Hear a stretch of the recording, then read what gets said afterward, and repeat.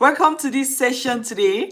And today we are going to be discussing the dark side of motherhood. The dark side of motherhood, right? So, in my new book, Stock Market Mama, I had discussed a section called The Dark Side of Motherhood. And I noticed that as many people read that book, I kept getting that comment, that thing of, does motherhood actually have dark side? Well, it does, right? And there's no shame in acknowledging that something everybody calls the most wonderful experience in life for a woman also has a dark side.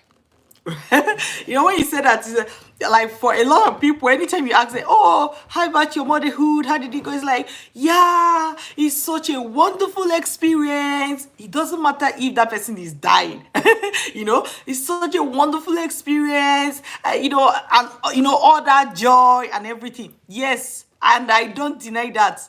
Motherhood has different sides, just like anything in life. They will say the good, the bad, the ugly, right? And for motherhood, I would say the joyful, the stressful, and the dark side, right? And why is it important for us to be able to acknowledge all aspects of motherhood, including the dark side? It's important because except you acknowledge that those dark sides exist, which they really do. By the time you get down to the details and start discussing with women, then a lot of women who has gone through motherhood, or if you are watching it yourself and you can already agree with what I'm saying. There's a lot of things that happen that most people either feel ashamed to talk about it or don't even want to talk about it, so that they don't relieve this like trauma, because it can be triggering for them and everything. But despite all these things, it's still important for us to talk about and acknowledge the dark side of motherhood. Why? Because it's going to help mothers, or it's going to help women prepare as they go for their first or next child. So if you are listening to me, you already have one child, you already have two children, you may want three, or you have one, you may want two, or you have none yet and you may have one soon. You're soon to be mom. You get so it's important, because when you understand that motherhood has a dark side and you're able to acknowledge it, it helps you to prepare. It helps you to prepare. It helps you to prepare. So that's why it's important for us to acknowledge it, right? And one thing I want us to do is talking about the dark side of motherhood, which has different shades. We can still get into the different shades of that dark side anyway. But today I want us to focus more on what motherhood does to the ambition of a woman.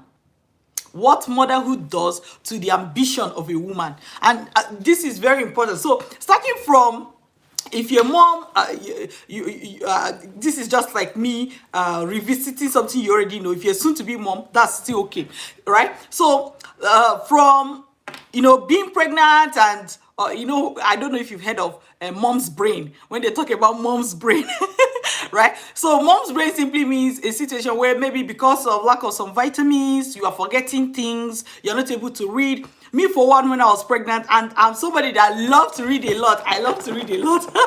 I'm somebody that loves to read a lot. But when I was pregnant, it was very difficult for me to read and actually understand what I was reading.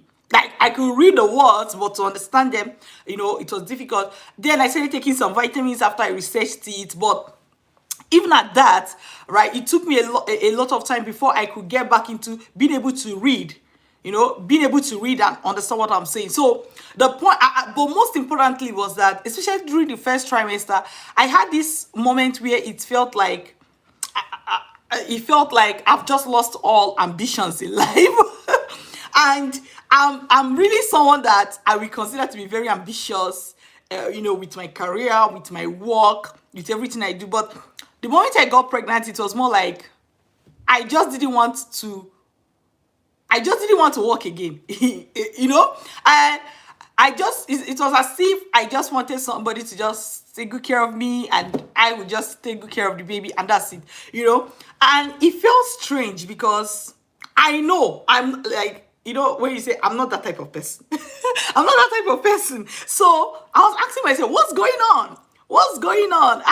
what's going on? Because it was as if I was fighting with what was happening to me. And these things were happening to me without my consent. Let's just put it that way. What I mean without my consent is that I am not asking for my ambition to disappear, but here I was, ambitions have disappeared, right? And then, so that thing is something that happened to women, where you see a woman, she's so ambitious, but the more children she give birth to, the more she begins to, the more she begins to delay her ambition, get rid of them. Okay, recently I was talking with a woman. She was saying something like, oh, she wanted to start a business, right? And she had all these things mapped out. She has even started, but later on she was like, you know what, I've really given it a thought. Let me focus on the kids now and focus on my work. Later on I'll revisit it. Between me and you, when do you think she's going to revisit it? A couple of years later. Yeah, somebody else may say, but then what's wrong with that? But the point is, a business she's starting a couple of years later versus a business she's starting now, in a couple of years later, where do you think she will have been that she wouldn't have to be because she have to delay those dreams? And these are realities. So first thing is that I call it brain swap, that happens where you very ambitious and everything, but because of motherhood, you see yourself pushing your dream to the back burner. Not even, you're not compelled by anybody. It's just your brain will just tell you to do that, right? So these are things that happen to women because motherhood has entered the equation. All right. So now there is a second thing that motherhood does to a woman's ambition, which is called income interruption. Right? This can start from, for some people, maybe they have to go through some form of treatment or the other, which I know that's like, it's not everybody. You are talking about like 10% of women. Then you move to pregnancy, which is every mother have to go through, right? And before you know it, whether you are working for a company as an employee or you are an entrepreneur doing your own business, you still see that pregnancy affects things, from reducing your output at work. For majority of women, somebody is going to say, oh, but that didn't happen to me. Congratulations, it didn't happen to you, but it's happening to over 90% of women. So that's enough. It's scientifically speaking, that's enough to say everybody. In science, when you say everybody, it just means that the percentage is so high that what the people that are exemptions are negligible.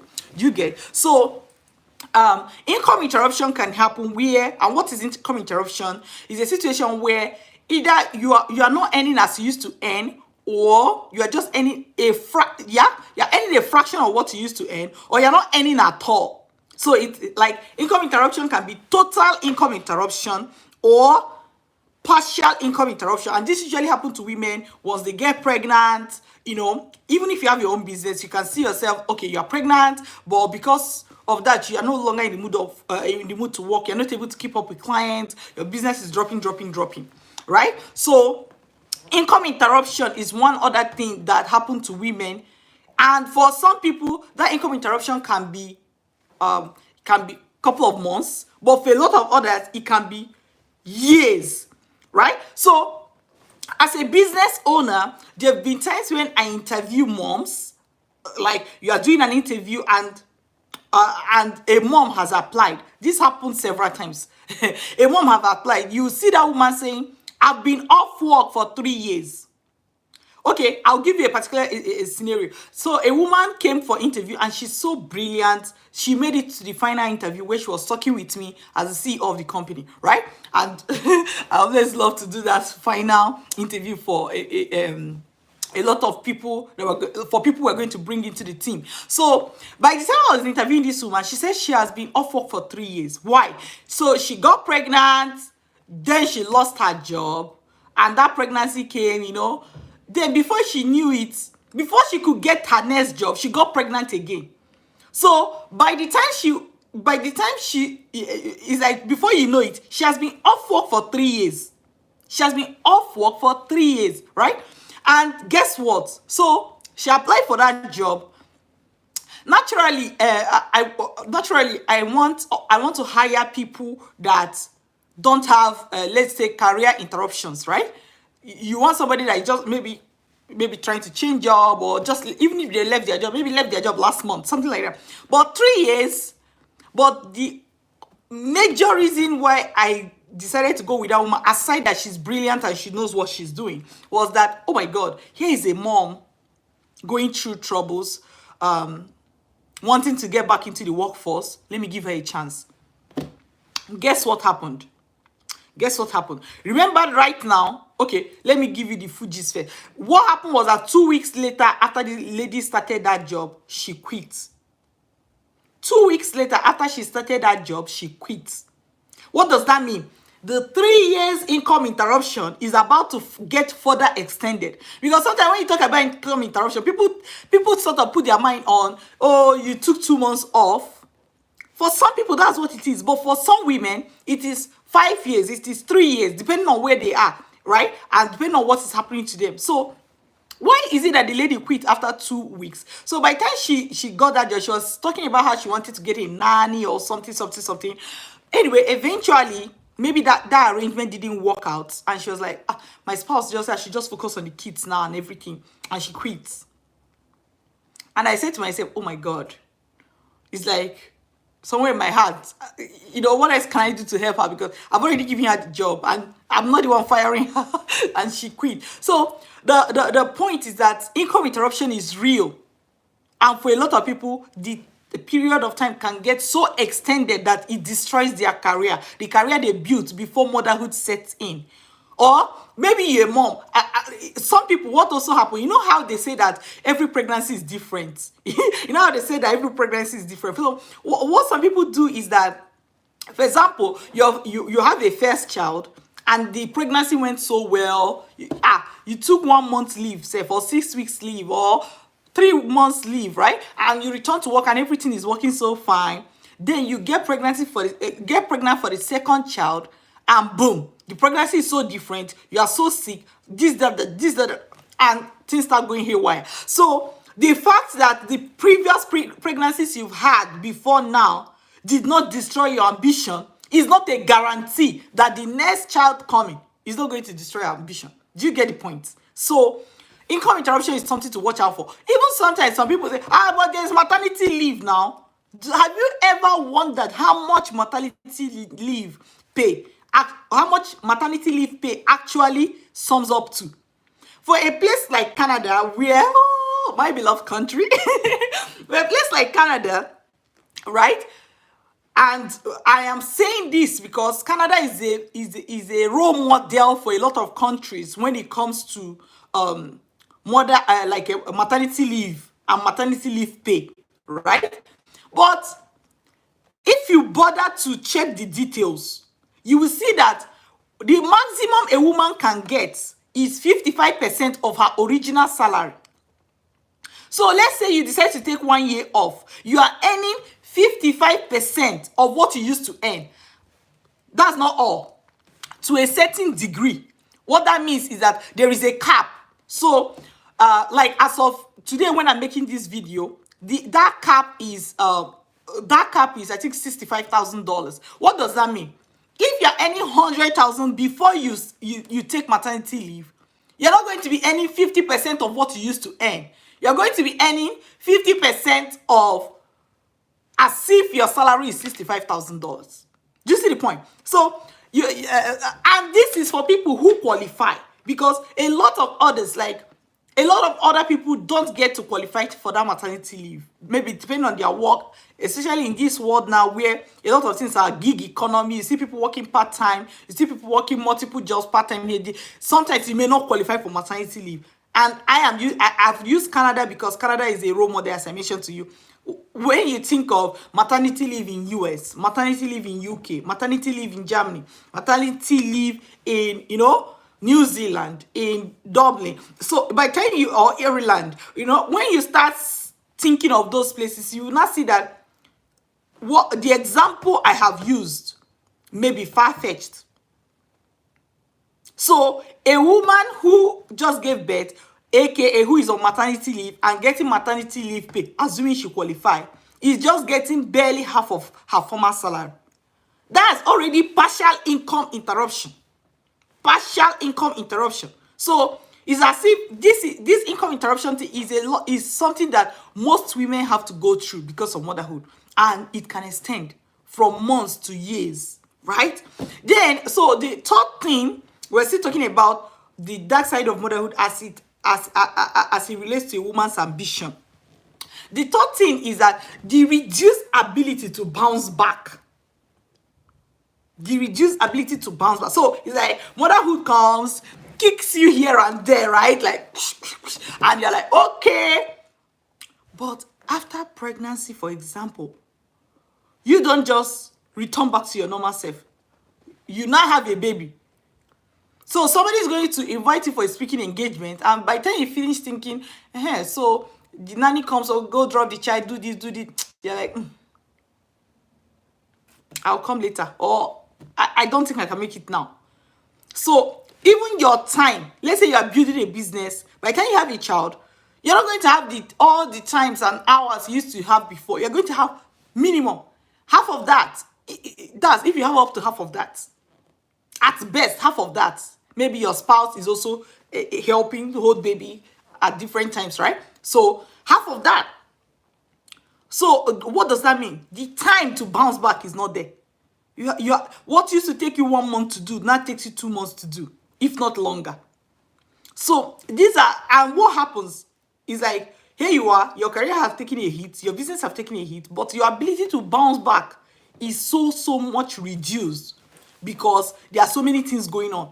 And for many women, right, like, okay, if you give birth to a child, maybe after that childbirth, you have one child, right? But let's assume you have one child already, you give birth to your second child. After that, you have 2 children to cater for. Then, after that, if you give birth to another, you have 3 children to cater for. So it's like, I think of it like, a game that the hardness level keep increasing as you go further and further. And for some people, for so many women, after some time, they just give up on their ambition. This is part of what I call the dark side of motherhood. Now, I'm not saying it to scare you. I'm not saying it to say, hey, don't become a mother. That's not what this is about. I'm a mom too. So that's not what this is about, right? What I'm saying this is that acknowledging that there is a dark side of motherhood puts you in a situation to prepare. Whether you're a mom now or you're soon to be mom, right? It puts you in a situation to prepare. Whether you have one child now and you feel like, oh my God, this already happened to me. Don't give up, because if you even acknowledge it and prepare, then perhaps your second child coming will be less disruptive to your life, right? So if you have 2 children, don't give up, because if you can prepare better, maybe a third child coming into your life, if you want to give birth to 3 children, will become less disruptive. So plus, let's assume you have 2 children right now, you're listening to me, and you feel like, I've already finished giving birth. The worst has already happened. It doesn't end there. It doesn't end there. Because soon, your children will be going to school, right? Even if they started school already, soon, that child is going to tell you, oh, Mom, I'm so good at playing, football, soccer, hockey, some gymnastic games and all of that. We need to travel, or we need to go, or I love to play the piano. Please sign me up. Whatever it is, there are moments as your child or your children begin to grow where you need more money to be coming in, or you need to be absent from whatever you are doing in order to support them as they grow. So it's like trying to say there is a journey ahead. There is a journey ahead. So you can't afford to say, oh, I finished giving birth, so this thing they are saying here does not concern me. No. There is dark side of motherhood, in as much as there are like the beautiful side. I'm not talking about the beautiful side, obviously, because we all know there's a beautiful side to it. Many beautiful sides, many beautiful memories. You look at your children's face or your child's face, and all that stress just gets wiped out. Like it's, even though you are stressed, you feel that it is worth it, and that's okay. Nobody is disputing that motherhood has the joyful part. That's okay. Nobody is disputing it. What we are saying is, the same way you have acknowledged that motherhood has beautiful part, acknowledge that it has dark sides, so that you can better prepare for those dark sides. So that you can better take actions that will help you mitigate the challenges that come with motherhood. That's what this video is about. So it's like, let go of the shame of talking about this dark side of motherhood. Own it. Yeah, motherhood, it has the joyful part, the stressful part, which is like all the run around, which sort of is necessary, right? You have a baby, you have to take care of the baby. Or you have children, you have to take care of them. That's the stressful part. But there is the dark side. Income interruption, ambition dropping, no more money, your independence is threatened. All of this, it shouldn't be this way. Women, as women, we have to prepare better. Right? Okay, take care of yourself, and you can watch other videos to see how, or to learn more about the things we are doing here. Take care of yourself. One moment. Okay,